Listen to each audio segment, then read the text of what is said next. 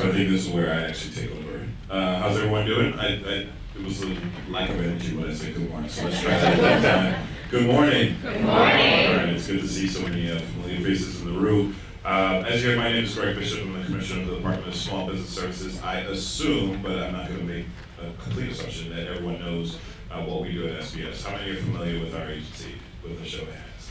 Great. So we have 3 tracks really quickly. Workforce is one of our biggest component, and for those who don't know me, I've been commissioner for a year now at the agency, but a lot of what we're talking about today is very passionate and near and dear to my heart. Certainly, prior to coming to the agency almost 8 years ago, I worked at a nonprofit called Empower, which I assume some of you are very familiar with.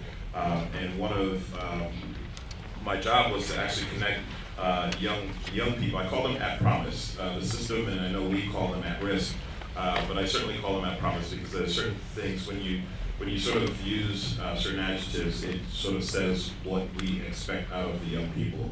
And they, our program, and for those who know of Empower, and I know there's some folks from Perscolas here, it's very similar in terms of training them with the skill set that they need to help them find jobs. And some of my frustrations were we would place them at internships at a lot of really good institutions, but then when we tried to turn them into jobs, we would sort of run into brick walls. So I went to the city of New York and I said, we need to do something. The city of New York sort of changed the conversation to connect me to, wanted me to come in to help with the MWBE program. That's a whole other story. But I certainly, over the past couple of years, have really focused on how we as a system can actually work better to certainly help our young people. We have over 20 centers across the city, as you know, and one of our jobs is really to help connect and make that connection that I was frustrated with at Empower, is to make that connection to employers. So we work with employers, so for all the employers in the room, one of the biggest, there's 2 time issues that employers face. One is finding capital, and 2 is finding people. And certainly we work with you to help find the right folks. We have a sales team that's out at all the centers. We sit down with you, we understand the skill sets that you're looking for, and then we make the connection through our Workforce One system. We have over 5 centers in hub areas, but then we also have a focus in administration. For those who are familiar with the Career Pathways report, you understand that administration changing over to Mayor de Blasio has now put a very strong focus on the quality of jobs and not necessarily the quantity, which we had in the previous administration. That changes the focus of how we actually deploy our resources. A lot of resources have been focused on training, and part of that is actually the industry partnerships. So I know there's a lot of you that are familiar with that, but for those who are not, we focus on particular areas. We work with industry to identify the skill sets that they're looking for, and then we actually work with either changing our programs, our training programs, working with you, a lot of the CEOs that's in the room, or working with academic institutions to ensure that the workforce training programs that they have matches what the industry is saying. So we do that in health, and I know we had a great relationship with Jobs First, sort of piloting that a couple years ago. We're doing that in technology through the Tech Talent Pipeline, industrial and manufacturing, food and beverage, construction, and retail. So we have a lot of work to do, obviously. This area, and there's a couple I saw right earlier. I know Andre from DYC is here, and certainly I know you're going to hear from David in a little bit. So there's a whole team in the administration, either through the different agencies working together to sort of answer this particular question that we're going to talk about today, which is how do we create opportunities for young people. So with that, I'm going to take the time out now to introduce the panel. I'm just going to actually read off your names, and then if you want to grab the mics and just tell us a little bit about who you are and the organization that you represent, and then we'll dive right into the conversation. So with me today is Make sure John is, okay, there we go. John Cruz, who is the director of the Geriatric Geriatric, wow. It is early in the morning. Career development at the new Jewish home. Also with me today is Miguel Sanchez, who's the Chief Executive Officer for Mass Ideation, and Waajida. Waajida Small, who's the Director of Human Resources from the Wildlife Conservation Society, who you just heard from in terms of their efforts. So why don't we start with Waajida and tell us a little bit about your organization, and then we'll just come down. Sure. So, can everyone hear me? Okay, so I'm Waajida Small. I'm the Director for Human Resources at the Wildlife Conservation Society. As John told you all, we are an international nonprofit organization in 60 countries across the globe. We do manage the New York City's urban wildlife parks, our four zoos in the New York Aquarium, so that's the Central Park Zoo, Queens Zoo, Prospect Park Zoo. Okay, it's on. Bronx Zoo, Central Park Zoo, Queens Zoo, Prospect Park Zoo, and New York Aquarium. I'm responsible for overall human resources operations, for our domestic operations, as well as our Office of Temporary and Part-Time Employment, which is the office that manages all of the jobs that we have for you. Great. John. Good morning, everyone. My name is John Cruz. I'm the Director of the Geriatric Career Development at the New Jewish Home. The New Jewish Home has gone through a couple different name changes over the past few years, so if you recognize us as Jewish Home Life Care or Jewish Home and Hospital, you know that we've been around for a very long time. We were founded in 1848, and we serve around 11,000 individuals annually. We have 3 campuses over in the Bronx, Manhattan, and Westchester. We specialize in elder care. We work with local hospitals and get them in as referrals to our agency. And we place a lot of individuals in our nursing home facility and our post-acute units, assisted living facilities, and also we have a couple of different small house facilities up in Westchester. So essentially our mission is life care. I run the Geriatric Career Development Program, short GCD. It is a program that was founded in 2006 with the intention of impacting our workforce. So we serve around 200 young people annually and place them in positions at our facility through the workforce development program. So a lot of our youth come to us either in their sophomore year of high school or a little bit older when they're 18 years old, and they work towards a path to certification. So we essentially supply our young people with up to 5 allied health certifications, including medical billing and coding, certified nursing assistant, patient care technician, phlebotomy, EKG, and CPR. So it is wonderful to work with these youth, and I've been in this position for about 8 months right now. I'm actually a Bronx native. I grew up actually down the block on Shulu Parkway. Went to DeWitt Clinton High School, so this is obviously something that I'm very passionate about, and I'm happy to be here with you all. Hello everybody, my name is Miguel Sanchez. My company, Mass Ideation, is an emerging technology agency. I brought my business back to the Bronx. I started my business in 2009. I brought my business back to the Bronx in, I think, 2012. And what I realized when I got here was the lack of opportunity for people like me in tech. So when I got here, actually the founder, Gerald, of the Knowledge House, we had been in conversations about how to change this. So one of the first things we did was we started to just go around and figure out what type of skills people needed to get into tech. And what ended up happening was, as soon as I brought my business to the Bronx, I landed a job with IHOP to do what many of you may know now as Pokemon Go. We were doing that type of technology way before. And I couldn't find anybody to come to the Bronx to help me work on the project. So I really realized we need to train people locally. So we began to really start to do that. And to this day, people that have been trained by the Knowledge House still work on projects for me. Right now, we're working on a project for Chanel, and with these new emerging technologies, and we're able to use the youth from the Bronx that we've handpicked and trained to work on projects like that. And seeing rooms like this, it's really good to see that effort is starting to pay off.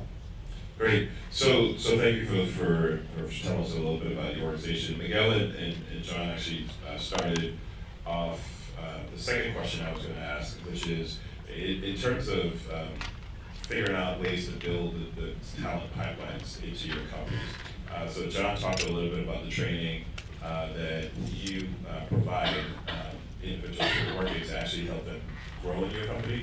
Tell us a little bit more about that, and then I'm curious what you did in terms of your recruitment of individuals and how you actually also develop that pipeline within your company.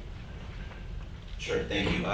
So for our programs, so Geriatric Career Development is broken up into 2 tracks. We have a 3-year track for high school students, and we have a 3-month track for older youth, so 18 to 24-year-olds. And how we go about recruitment is really working with our partner CDOs and working with local schools in Bronx and Manhattan to look for those students who may be at risk or students who may be interested in a career in healthcare. We identify them, we speak with the school, and we either invite them over to our facilities for a presentation, or we go out to the schools or to the CBOs to present.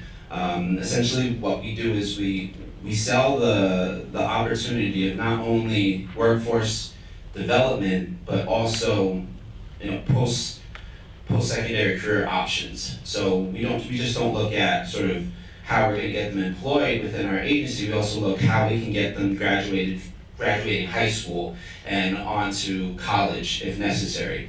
So a lot of schools that we target are generally low-performing, under-resourced schools, so schools that may be under the NYC graduation or 4-year graduation rate of 70%.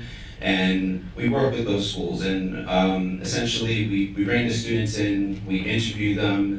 We get around 200 to 250 applicants a year for the high school program. And what we do is we do a vetting process, obviously. So there's an online application, there's a group interview process, and then what we essentially do is we work with the schools and identify which students would be a right fit for the program. Once they're with us, we keep them for about 3 years. So we make sure that they make that commitment for 3 years, all towards a path of certification. We actually work with local partners, and I see Peter here, who's from Hostos, who actually supports the certification of our young people. So once our students get into the summer of their senior year of high school, they are then put on a track to certification. They've gotten all the support that they needed for the first 2 years in program by supporting the new Jewish Homemen sort of on the nursing units and supporting the nursing staff. But then we put them on a path to certification. Once they receive certification, what we decide to do then is to really look at sort of how committed they are, and if they pass the exam, then we offer them employment and internship for us for a short period of time. So anywhere from 5 weeks to 9 weeks, we offer an internship with them while they're completing their high school diploma. Shortly thereafter, they're already identified in our system, and we essentially reach out to them if they're going to school locally, and we offer them part-time positions so that they can at least move towards a pathway, where they can balance. They have that balance of, completing what they need to complete academically, but they can also work for us on a part-time level. With our older youth program, it's a condensed program, so it's a three-month program that leads them to a path of certification as a home health aide. So normally we work with disconnected older youth who may be out of school, may have not graduated high school, and we look at sort of working with, again, CBOs and identifying which students would be a great fit for our program. They go through a professional development process, they go through an internship phase, and then they work on a path to certification. So we usually work in-house with our home health aide agency, or we work with a local business in the Bronx, ABC Training, to certify our young people as home health aides. From there, we onboard them as home health aides within the New York City area. To date, we've hired 96 of these individuals. 39 of them work as CNAs, 57 of them work as home health aides. And this is out of 455 alumni. Just keep in mind that a lot of our youth are still in school. So a lot of our youth who have graduated from the program are still relatively young. They're anywhere from 18 to 25 years old. So some of them have considered a post-secondary career, but what they would do is that they would get their associates and realize that they wanted to go for something higher. They wanted to go and get their nursing degree. They weren't just satisfied with the HHA or CNA. They wanted to work as nurses or as nurse practitioners or even doctors. So essentially the partnership with the organizations are key, but also we try to just retain them, obviously, by offering them these incentives once they move forward within our programs. That's a huge investment that you're making. Tell us a little bit about what you guys are doing to build that pipeline. Yes, so like John, we work with a lot of community-based organizations. Every year, we invite all of our community partners in the Bronx to the Bronx Zoo so that they can learn about what's coming, what we're looking for, if there's anything changed in our process, what we need them to do as partners in terms of whether it's the information that they're giving their constituents, training that they're giving them, what it is that we're looking for employment within our organization. Every year we receive anywhere between 9,000 and 11,000 applications for the jobs that we have throughout our New York City zoos and aquarium, which we hire around 1,000 every year. Applicants go through an application process. They go through a vetting process. We have a team of 4 recruiters that support recruitment. We do have special events and special interviews for youth because their process is a little different than someone who's been out of school. We have 2 to 3 events per year at the Bronx Zoo specifically for youth to come in and interview. They meet with the hiring managers. They usually get an offer on the spot. Once they're selected, they come in, they go through a 4-hour orientation session with Human Resources Department. They go through an additional 2 to 4 hours of training in customer service, business operations, park knowledge, so that they know how to communicate, really learn about the organization, know how to communicate with our guests, know really the foundations of customer service because that's rooted in many of the positions that we have. And then of course throughout their tenure with WCS, and it can range anywhere from someone coming for a summer job or from February through November, which is about 9 months. So it's generally called seasonal, but it's kind of a misnomer for us because they can work for as long as 9 months, depending, or year-round, depending on the position that they have. They have extensive departmental training once they go into their departments, and there's always opportunities for them to grow internally. On average, every year we have about a 45% return rate, so 45% of those that worked the year previously will come back for us, and that's been consistent over the past 3 years. It's fluctuated between 40 and almost upwards of 50% return rate, and we actually have very low turnover. Our in-season, or our height, which we would consider March through July, in 2008, that was about a 45% turnover, and we've actually gotten that down to 6%. That's great. So both organizations are extremely large in terms of having the resources to actually provide these programs to actually develop that pipeline.